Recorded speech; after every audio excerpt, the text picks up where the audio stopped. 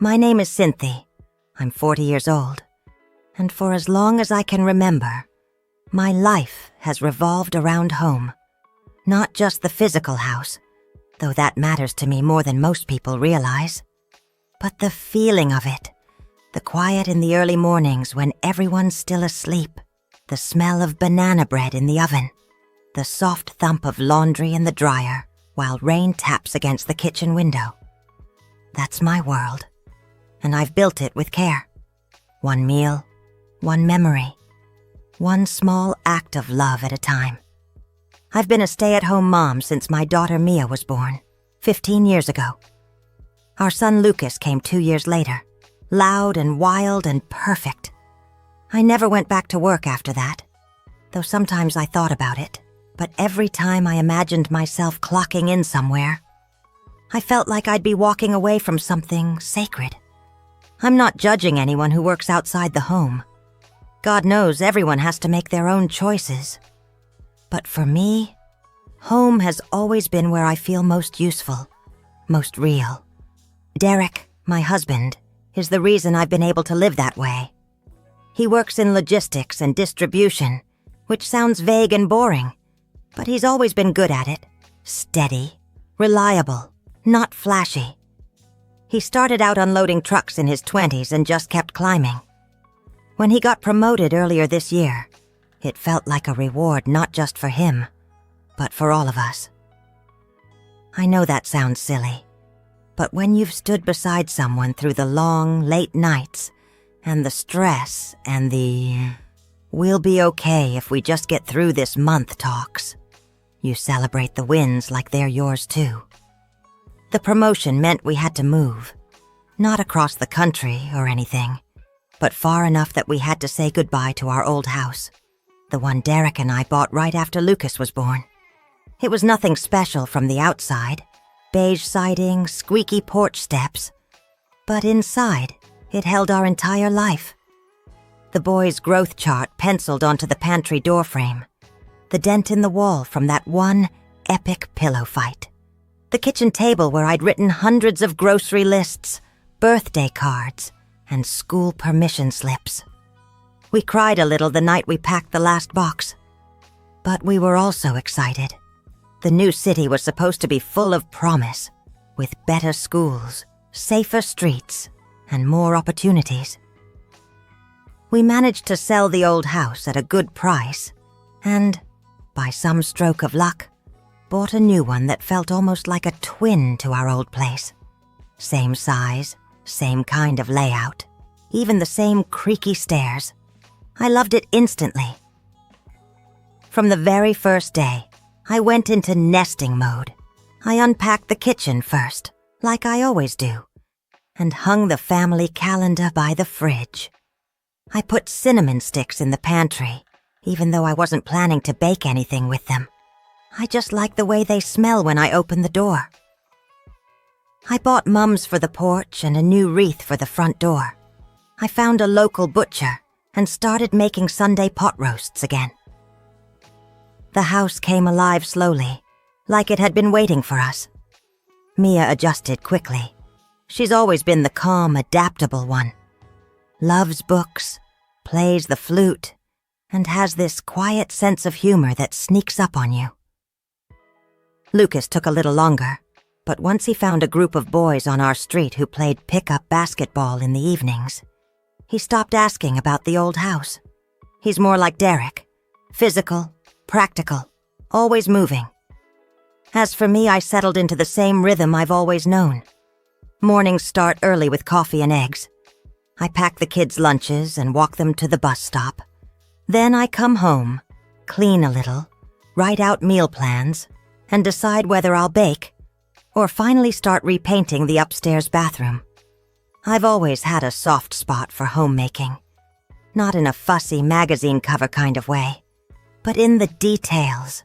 Fresh sheets, a full fruit bowl, candles that smell like vanilla and pine in the winter, making a home feel lived in and loved. It may sound small to some, but this is the life I chose, and I love it. In the afternoons, once school lets out and the house fills with noise again, I shift into mom mode. Homework, snacks, soccer practice, dinner. Derek usually walks through the door by 6. I can always tell how his day was by the way he sets down his keys. A soft clink means it went fine.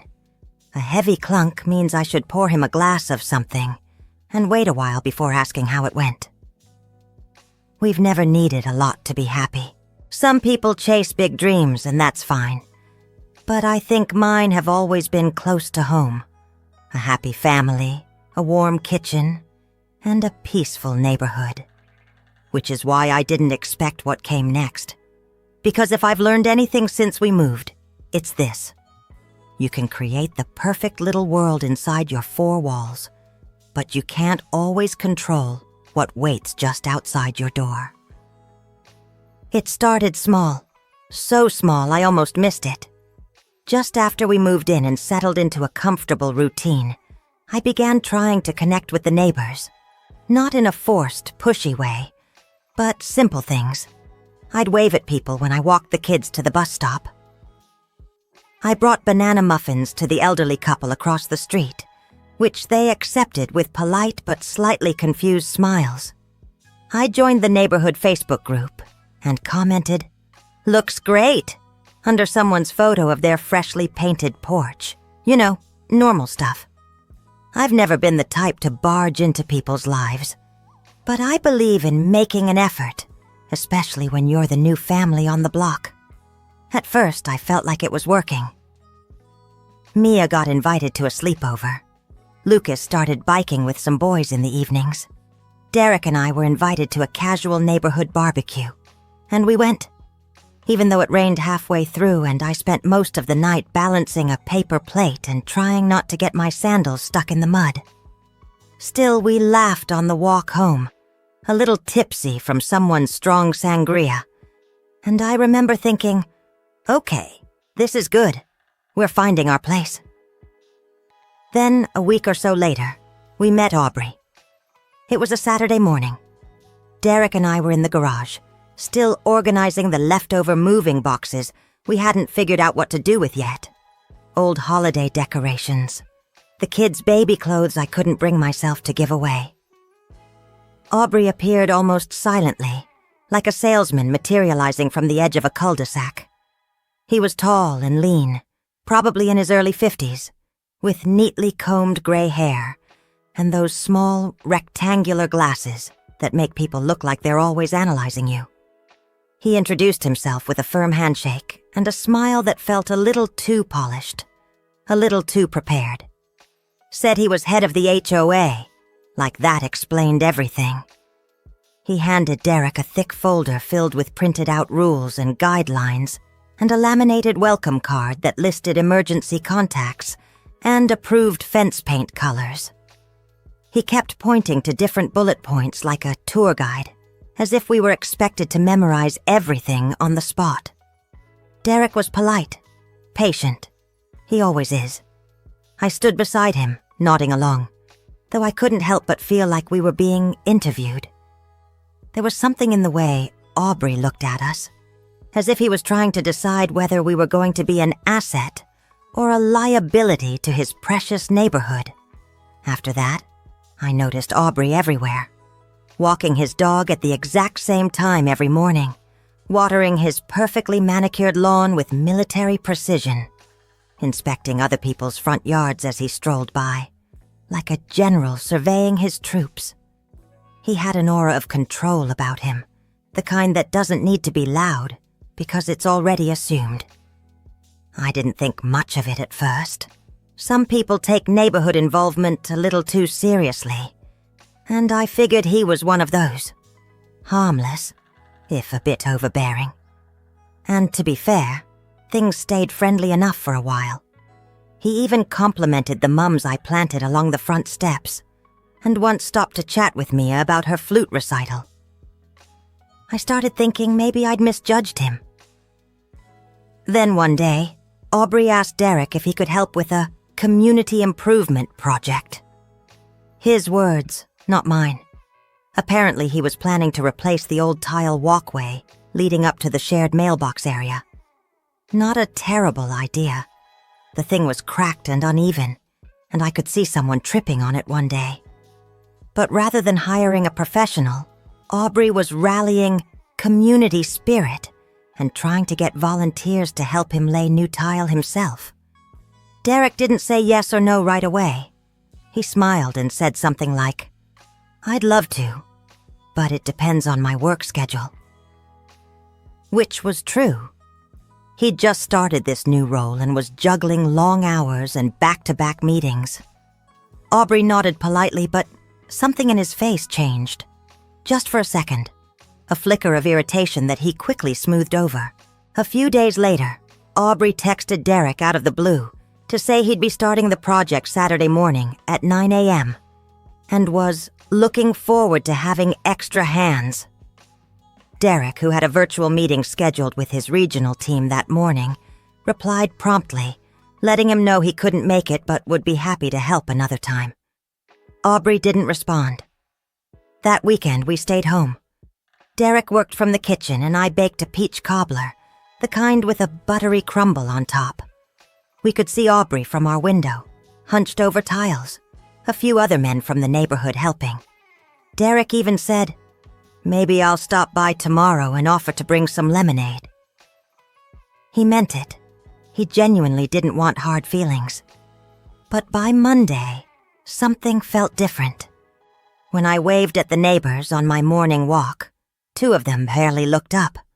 One even turned away like she hadn't seen me. Denise, the sweet older woman who used to chat with me about flowers, suddenly looked like she didn't know who I was. At first, I thought maybe I was imagining it, that we'd simply hit an awkward phase, the kind that happens when people don't know you well. But over the next week, it kept happening. Cold shoulders, short replies, less eye contact. And when Derek waved at a man he'd talked to at the barbecue a month earlier, the guy nodded stiffly and walked on without a word. It was subtle, but it was real. And deep in my gut, I knew where it was coming from. I didn't want to believe it at first. I told myself I was being paranoid, that maybe people were just busy, distracted, tired. It was a big neighborhood after all. But that kind of frost doesn't happen by accident. It was coordinated, intentional. Derek brushed it off in the beginning. He said, "Give it time. We're still new here. Maybe we're just overanalyzing." But even he couldn't ignore the way things kept shifting. One morning, someone moved our trash bin from the curb back onto our lawn before pickup, passive-aggressively, of course, with a sticky note attached that read, "Please follow placement guidelines outlined in the HOA handbook." I recognized the handwriting, Aubrey's. Then came the email. Derek got it first. It was from the HOA's official address, but the tone was unmistakably Aubrey's. It mentioned concerns raised by multiple neighbors regarding a lack of community engagement and failure to participate in collective beautification efforts. It wasn't signed, but it didn't have to be. The implication was crystal clear. Derek not showing up for the tile project had offended the king of the cul-de-sac. And now, we were marked. It sounds dramatic now. Saying it out loud, but at the time, it felt like we were being slowly erased. One social interaction at a time, one cold glance at a time. And what infuriated me most wasn't the pettiness, it was the hypocrisy. Derek and I were kind. We respected the rules. We paid our dues. We never parked on the street overnight. We kept our yard tidy. We showed up to events when we could. And yet, somehow, that one Saturday, Derek's single polite decline had been enough for Aubrey to turn our names into a whisper campaign. I tried not to let it get to me. Really, I did. But when it started to affect the kids, that's when something shifted in me. Mia came home one afternoon and quietly asked if we could switch her from flute to art class. I asked her why. And after a little hesitation, she told me that 2 girls in her music group had started ignoring her, whispering about her in the hallway. They said their moms told them to stay away from me because you and Dad are uncooperative. That word, uncooperative, hit me like a slap. Lucas had his own version of the story a few days later. He wasn't invited to a birthday party he'd been excited about. A kid he'd played basketball with for weeks now refused to pass him the ball. When I told Derek, he sat in silence for a long time. Then he said, "This is getting out of hand." I agreed. Still, we were raised to take the high road, to wait things out, be the bigger person. But when you're the only one playing by those rules, you just end up trampled. And I couldn't shake the feeling. Something about all this just didn't add up. Aubrey's reaction wasn't just petty, it was personal. There was a weight behind it, like he needed control, not just respect. And people like that, they always have something to hide. That was when I decided to look into him. At first, it was just curiosity. I Googled his name. Nothing scandalous came up. No mugshots or angry Yelp reviews. Just some church newsletters, a real estate license that had expired years ago, and a few mentions of past community initiatives. A spring festival, a gardening competition, a sidewalk repair fund. That last one made me pause. There had been a GoFundMe link posted under the Sidewalk Repair Fund. The fundraiser was closed, but the page still existed. I clicked through. It had raised over $4,000, but there was no sign of where the money had gone. No receipts, no photos of completed work. Just a thank you message. Thank you to our generous neighbors for supporting this vital neighborhood improvement. I started asking around, quietly. I brought it up casually to Denise, under the pretense of organizing a future project. "Hey, do you know who handles the budget for these neighborhood initiatives? Like that old sidewalk fund?" She looked at me strangely. "Aubrey does, I think. He always says he handles the logistics since no one else wants to."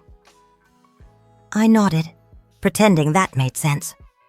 But in my mind, a little alarm bell had gone off, so I kept digging. I combed through the HOA meeting notes that were posted on the neighborhood portal. Some were vague, others missing altogether. The most recent ones hadn't been updated in over 3 months. And yet, Aubrey continued to send out memos, enforce rules, and act as if he were mayor of a small town. Finally, I found something concrete, a note buried in the minutes from 6 months ago. HOA budget allocation for mailbox tile project, approved, 1-800, that stopped me cold. Because I knew from Derek and his coworkers, people who actually work in logistics and materials, that tiling a small community walkway wouldn't cost more than $500 in materials. And here Aubrey was, claiming nearly $2,000 for it, while also recruiting free labor from neighbors. That was when the pieces started to fall into place. He was using HOA projects to siphon funds. Maybe not huge amounts, but enough to add up, enough to matter. And now I wasn't just angry. I was determined.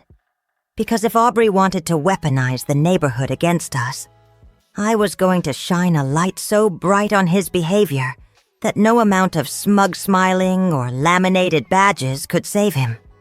The only thing worse than a petty tyrant is a petty tyrant with secrets. And I was about to expose every last one. I spent the next few days quietly gathering everything I could.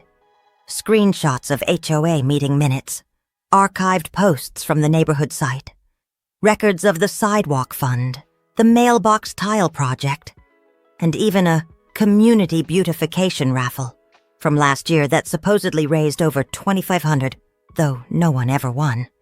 And no one I talked to remembered buying a ticket. Every thread I pulled unraveled more. Aubrey had been at this for years, hiding behind laminated titles and a rehearsed smile, counting on people's disinterest to cover his tracks. I didn't tell Derek right away. Not because I wanted to hide it from him, but because I needed time to build a case, not just a theory. Derek's a facts and figures kind of man, and I knew that if I came to him with evidence, not just suspicion, he'd be fully on board. I also knew once I said it out loud, once I put it into words, we were crossing a line. There'd be no going back. So I kept quiet and kept working. I compiled everything into a single document. Budget inconsistencies, disappearing donations, vague or missing HOA reports, volunteer labor for projects with bloated expenses. I even included timestamps of when Aubrey posted meeting updates and when money transfers were noted, some of which happened before votes were recorded. Sloppy work for a man so obsessed with perfection. Then I talked to Michelle. She lived 3 houses down and had been in the neighborhood for years. Quiet woman, early 60s, always tending to her flower beds and listening to jazz on her porch. I'd noticed she'd become distant lately too, but I decided to try anyway. I brought over banana bread and asked if I could sit with her for a bit. To my surprise, she said yes. As we sipped tea and watched squirrels dart across her lawn, I gently brought up the HOA. Not Aubrey. Not yet. I asked what it was like before we moved in, how things worked, whether there were ever issues with budgeting or transparency. She looked at me carefully, then said, "You're not the first person to wonder about that." And just like that, the wall cracked. Michelle had questions for years, but no one else seemed interested. "People like comfort," she told me. "They don't want to stir the pot even when it smells burnt." But once I showed her what I'd found, her expression changed from cautious to sharp. She asked if she could share it with her husband, and I told her yes, on one condition. She had to let it ripple. By the end of the week, 5 other households knew. A small group, but enough to start a fire. We decided to request an official HOA meeting, something public and documented. According to the bylaws, 10% of residents could request one, and we passed that threshold easily. Michelle helped draft the letter. I dropped it off at Aubrey's mailbox myself. 3 days later, an email came out. Aubrey's usual polished tone. He called for a special neighborhood update session, scheduled for the following Wednesday, in the community center. Light refreshments provided. I almost laughed. Derek came home that night to find me at the table, reading over the final packet I'd prepared. He looked at me, then at the growing stack of papers and said, "So this is happening." "It is," I said, "and I want you there." He nodded without hesitation. "Always." The night of the meeting, the community center filled up faster than I expected. Word had gotten out. People who had avoided us for weeks now nodded awkwardly as they took their seats. Denise was there, arms folded. The family with the huge Halloween display. Even the guy who yelled at Derek across his porch. It was like everyone had come to see a show. And they were right. Aubrey stood at the front in his usual golf shirt and slacks, projecting confidence. He began with updates about upcoming events, mowing schedules, and vague mentions of some unfortunate rumors circulating. I let him talk. I let him believe. Then Michelle stood up. "I think we'd all like to hear about the $1,800 tile project." A pause. Aubrey blinked. "I'm sorry?" Michelle repeated herself, this time louder. "The tile project, and the sidewalk fund, and the raffle, and the fact that you haven't posted updated financials in over 4 months. Murmurs spread through the crowd. I stood next. "We've compiled inconsistencies in project costs, budget approvals that happened before votes, and over 6,000 in neighborhood donations that have no documented outcome. Would you like to see? I held up a packet of highlighted documents. Several people came to the front to grab copies. Aubrey's face drained of color. He stammered something about misunderstandings, how hard it was to manage these things alone, how we were twisting facts. But it was too late. The room had turned. Someone shouted, "So that's why my garden grant disappeared." Another voice. "Did you use our HOA dues to pay for your fancy patio furniture, Aubrey?" By the end of the night, there were calls for an emergency vote to suspend his position, pending investigation. One neighbor even threatened legal action if the funds couldn't be accounted for. The next morning, Aubrey's house was quiet. By that weekend, the for sale sign was up. No goodbye notes, no explanation, just silence. Within a month, he was gone. Life slowly returned to normal after that. Actually, better than normal. People waved again. Invitations resumed. Someone brought me flowers to thank me for standing up for all of us. I didn't do it for that. But I won't lie. It felt good. And as for our little home, it's just as cozy as ever. Still smells like banana bread. Still filled with laughter and soft footsteps and a husband who sets down his keys just right. Because in the end, some people decorate their homes with money, others with pride. But I'll always believe the best homes are built on truth.